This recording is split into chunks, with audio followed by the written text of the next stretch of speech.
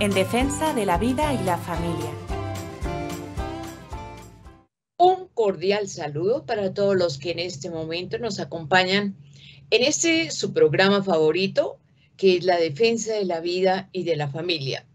Veamos gracias a Dios por este nuevo encuentro con todos ustedes, por todas las personas que hacen posible que podamos realmente entrar en esa sintonía y trabajar los temas que queremos que nos ayuden a que nuestro comportamiento, a nuestra forma de pensar y de actuar realmente encajen en una coherencia cristiana. Bienvenidos a todos y bienvenidísimo a nuestro amigo Jordi. Está con nosotros. Qué gusto, Jordi. Nos alegra mucho que nos acompañes y que estés, ojalá siempre, con tus enseñanzas, con tus análisis, con ese aporte personal que nos ayuda a nosotros también en nuestra estructura mental de ayuda y de definir nuestros comportamientos. Bienvenido, Jordi. Muchas gracias, Rosalba. Siempre un gusto estar aquí. Gracias por la invitación. Bien, entonces, ya obviando los saludos, entremos en materia. ¿Te parece, Jordi? Sí. El tema para hoy es educando la infancia de los niños. Es un tema que parece tan importante porque a veces en el amor de los cónyuges viene el embarazo y nace el niño, pero no nos hemos preparado para educarlo. Entonces esos primeros años de los niños pasan como inadvertidos en la educación y formación que debe fundamentar el desarrollo en esas primeras etapas de la niñez.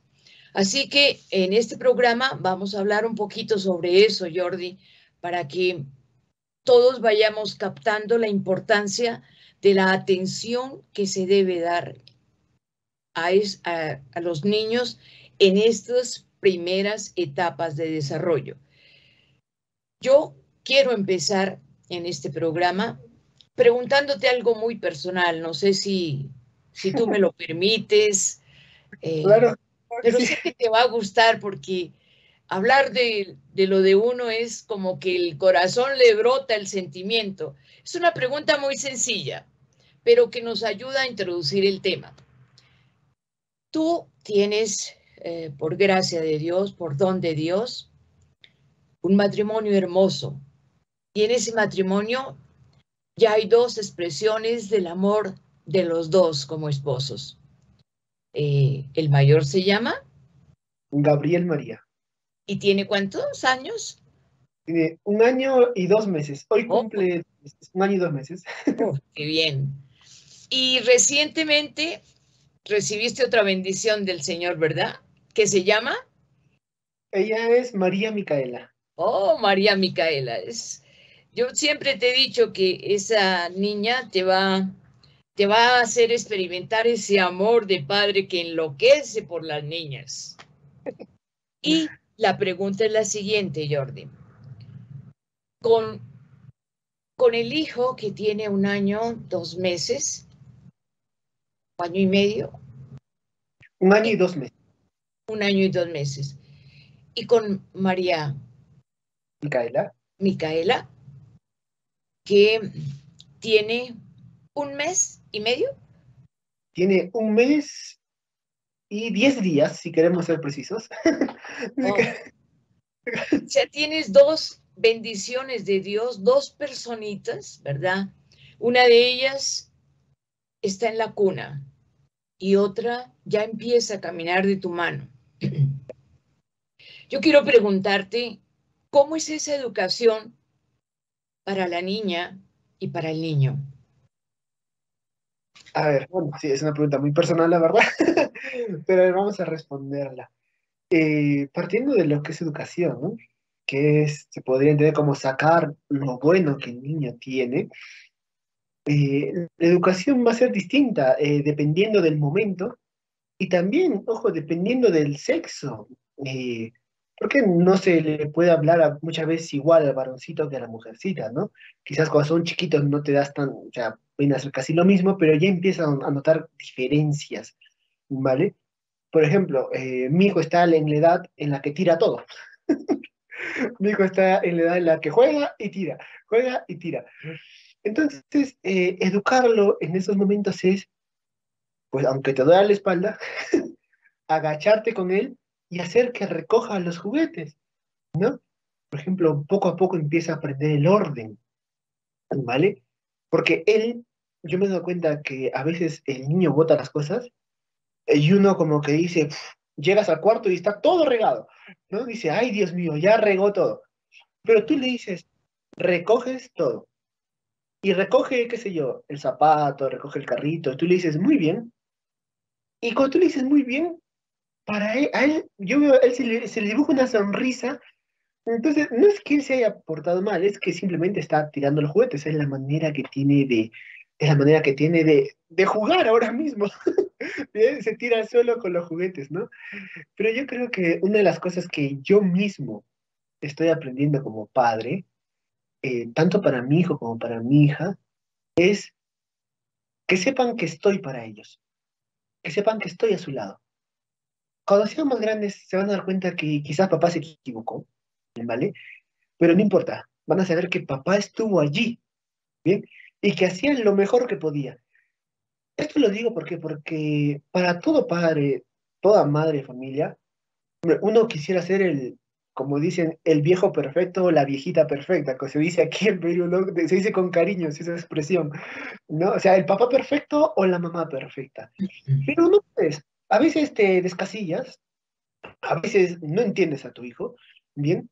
Pero que no importa lo que sea, que tú estás ahí para tu hijo. Si lo corriges, aunque quizás te equivoques, que tu hijo sepa que es para su bien. ¿Por qué? Porque lo haces para su bien.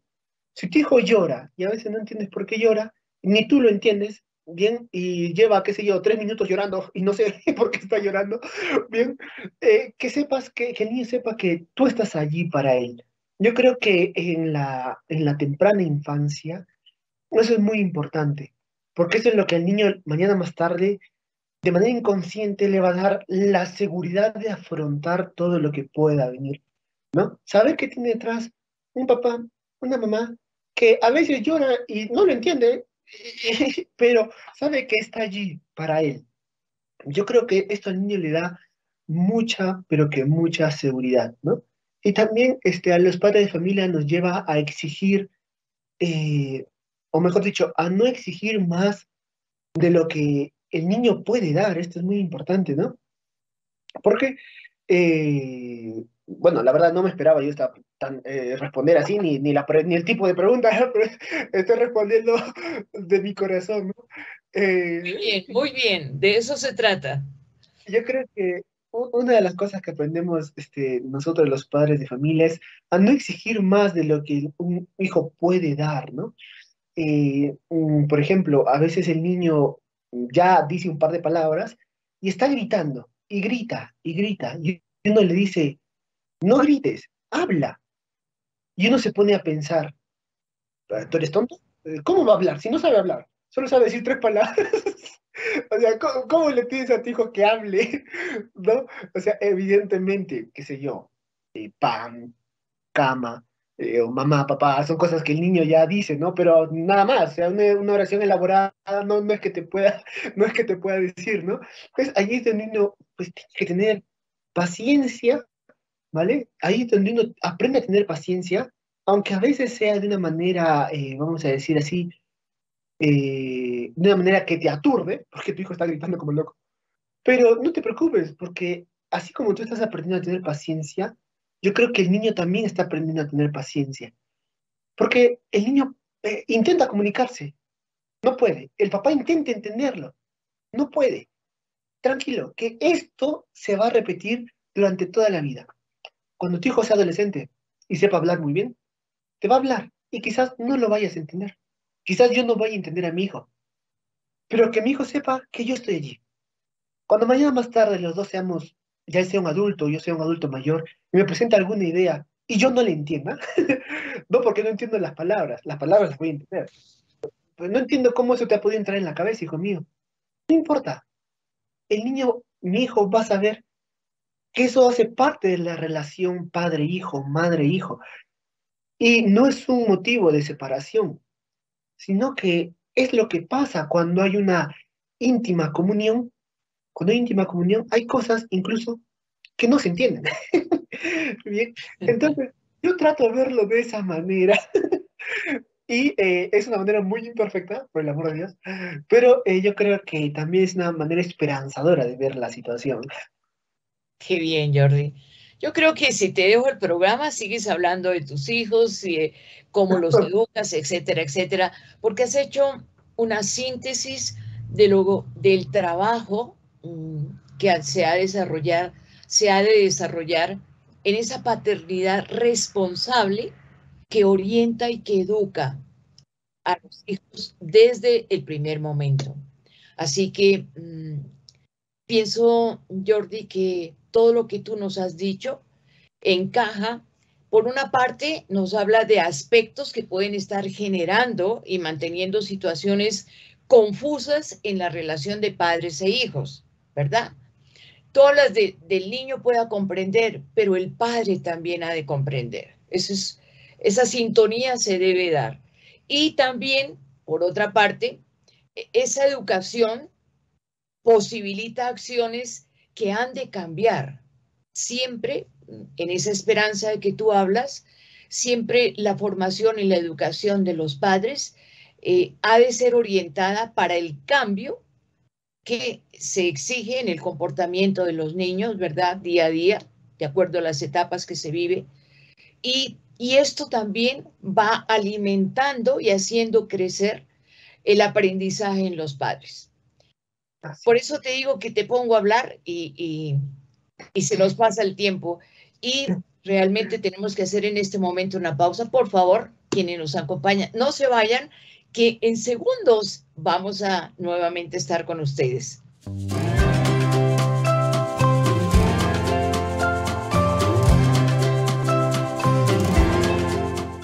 Sagrada Familia de Nazaret, enséñanos el recogimiento, la interioridad.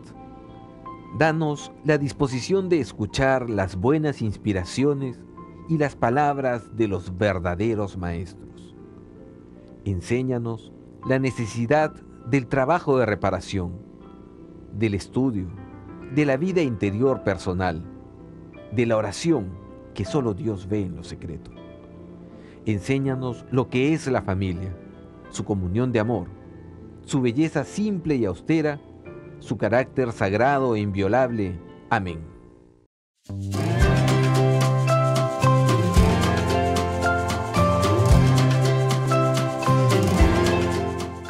Bien, Jordi, todo lo que hemos hablado nos centra ahora en definir qué es educar. Y eso nos lleva a comprender los pasos que tenemos que dar como educadores de nuestros hijos. Pienso que en una forma muy sencilla y muy generalizada, podemos decir que educar es alcanzar la capacidad de desarrollo que todos los seres humanos tenemos, ¿verdad? Para ser autónomos, no tanto ser independientes, pero sí autónomos. Y fíjate cómo desde la cuna tu hija levanta las manos ella sola, no se alcanza a incorporar, entonces tú les tiendes las tuyas y las dos hacen como una fuerza, una unidad de fuerza y tú la levantas. Es eso. ¿Hasta qué punto yo puedo hacer y debo ser una ayuda para mis hijos y en qué punto yo debo permitir que ellos desarrollen sus capacidades? Fíjate cómo a veces en el desarrollo del lenguaje, tú decías en lo que nos contabas de los niños, del niño, es que dice 2 o 3 palabras, balbucea 2 o 3 cosas, pero ese balbuceo te dice que va a tener un buen lenguaje, porque tú como padre ya le entiendes. ¿Ves? Entonces, además de balbucear, a veces con el dedo te indica. Él tiene un lenguaje amplio. Entonces, los padres tienen que entender, ¿verdad? Es una labor. Tienen que sintonizarse en el lenguaje de los niños desde tempranas horas, ¿verdad? Y cuando tú permites que el niño desarrolle ese lenguaje, empiezas tú a ver la fluidez verbal. Tú le estás permitiendo al niño hablar. Sí. Pero a veces entonces el niño dice, quiero naranja. Y tú comienzas a partirle la naranja, a hacer todo para que el niño casi no haga esfuerzo. No, hay que dejarlo que ese querer, ese sentir de él realmente sea elaborado por su capacidad en la etapa que él esté. Y no hacer todo, porque la sobreprotección bloquea, que es lo que a veces como padres nosotros hacemos, ¿no? Que no se lastime, que no, es que lo va a hacer mal, es que él todavía no habla bien. No, no. Hay que dejar que los niños vayan adquiriendo esa identidad. Y muy seguramente, como hablabas tú, el día de mañana, cuando él sea grande, y decías tú también, él no va a comprender, pero no es tanto que él comprenda, sino que tú comprendas que has desarrollado una labor de educación que terminará en el momento en que Dios nos llame. La educación nunca termina. Nosotros, por adultos que seamos y tengamos los años que tengamos, siempre tú estás en esa labor educativa y necesitas el diálogo con tu madre, necesitas el diálogo con papá. Voy a preguntarle a papá, voy a preguntarle a mamá, etcétera, etcétera. O sea, nunca la labor educativa de los padres termina, independiente de las edades. Claro que ya tú hablas con papá y hablas muy diferente, muy diferente, y tu papá también te habla muy diferente que cuando estabas estudiando, etcétera, etcétera. Entonces, fíjate, Jordi, a dónde quiero yo llegar y es cómo nosotros como padres somos agentes activos del desarrollo de las capacidades de nuestros hijos y cómo en un momento dado podemos bloquear esa capacidad. Pienso yo, Jordi. Sí, eso yo me atrevería a decir incluso que en muchas ocasiones somos agentes activos en la educación si es que nos atrevemos a permanecer pasivos. Es decir, no lo hagas tú, tranquilo, se ha caído. Sí, yo sé que se ha caído, no soy ciego, sí se ha caído, pero yo sé que se puede levantar. ¿Quiere esto? Pues yo sé que puede caminar hasta allá. Bien, entonces esas pequeñas cositas, ¿no? O sea, no digo una pasividad en cuanto a indiferencia, no, es una pasividad atenta, ¿no? Pendiente de lo que el niño necesita.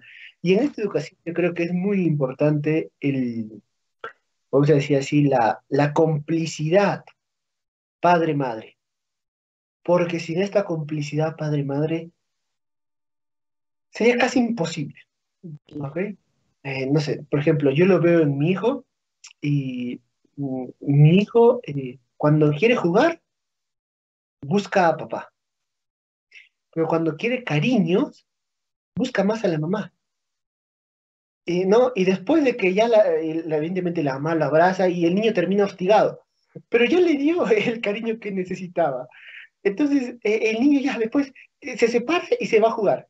Y no regresa hasta media hora después que vuelve a decir, qué sé yo, dirá en su cabecita, me imagino, ¿dónde está mi madre?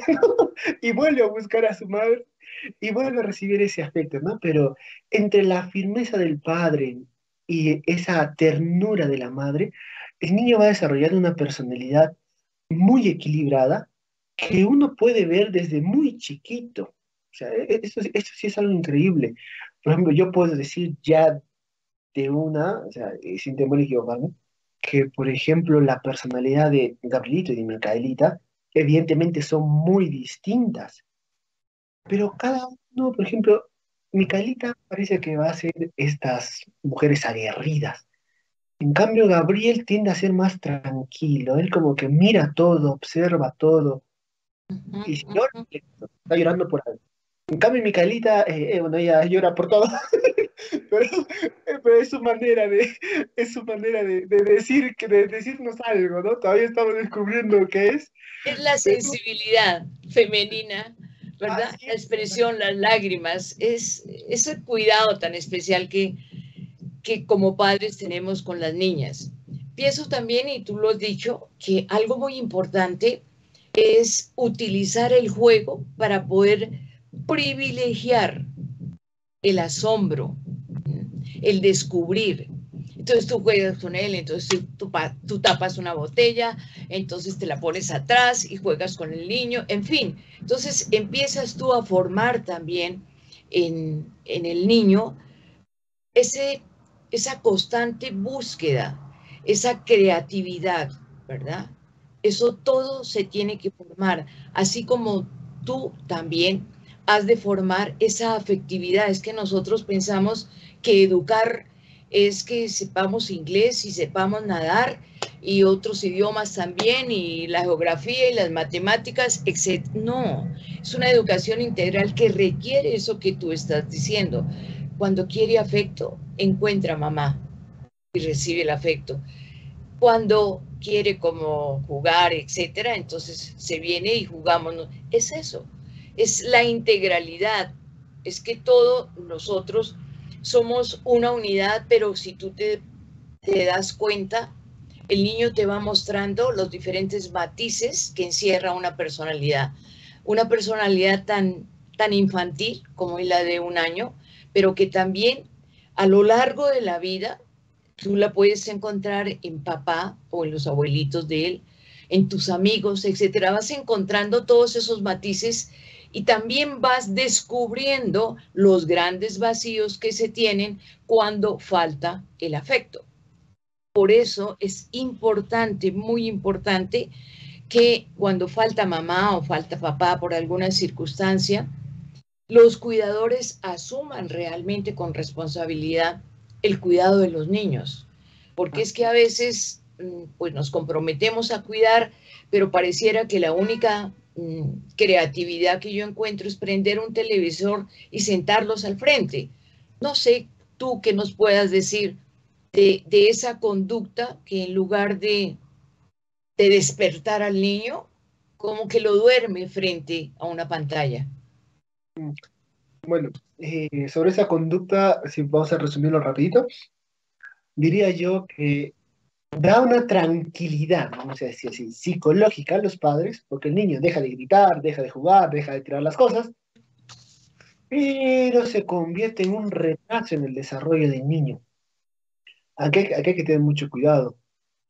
Una pantalla jamás va a tener la riqueza, mejor dicho, al interactuar con una pantalla jamás va a tener la riqueza que tiene interactuar con otro ser humano, ¿vale? Interactuar con papá, interactuar con la hermanita, con la abuelita. Bien, esto es muy importante. Qué sé yo, a ver, por el amor de Dios, no te digo que quemes las pantallas de tu casa. Si quieres ponerle un par de minutos, bueno, ya ponle, por el amor de Dios, ¿no? Pero sí es muy importante, como lo dicen incluso muchos neurocientíficos, es muy importante que la pantalla no actúe como sucedáneo de las capacidades que el niño tiene que desarrollar. Esto sí, ¿no? Entonces, bueno, esto es lo que yo podría decir, porque ya nos están diciendo que se nos acabó el tiempo. Eh, si no, ahí diría yo muchísimas más cosas. Pero sí, ahora ya para terminar, simplemente quiero llamar la atención sobre una cosa que dijiste, que es, por ejemplo, el juego y la afectividad, ¿no? La afectividad muchas veces no es dar 1 millón de abrazos. No, no, no. A veces es mejor que en ese momento no lo abraces, aunque te duela, a ti como papá te duele, o sea, porque tú dices, yo quisiera abrazarlo, o con mamá, pues la mamá peor, la mamá tiene la sensibilidad mal mil veces más, ¿no? Pero tú te das cuenta que en ese momento lo que tu hijo necesita es que se pare solo, es que lo haga solo, es que le des afecto, pero de palabra, no con el cuerpo ahora, a través de un abrazo, a través de un besito, ¿no? Sino a través de la palabra. Esto yo creo que el niño viene educando las diferentes maneras de recibir afecto y no se va a limitar a una sola, ¿bien? Teniendo una educación reductiva del afecto que mañana más tarde le puede llevar a problemas bien gordos. Y nada, me quedo callado porque si no, ya no termino.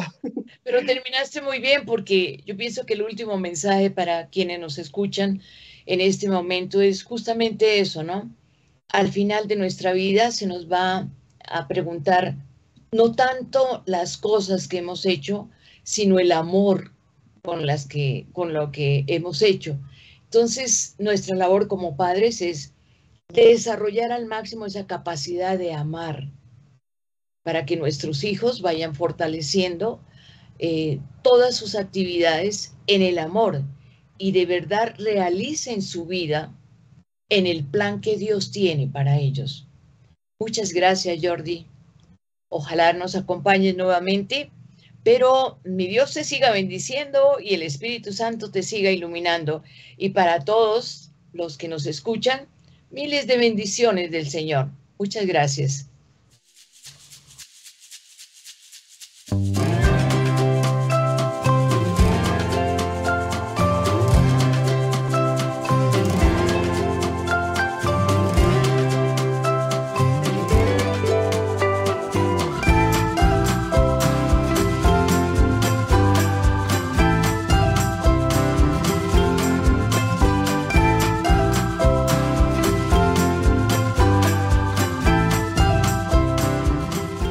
En defensa de la vida y la familia.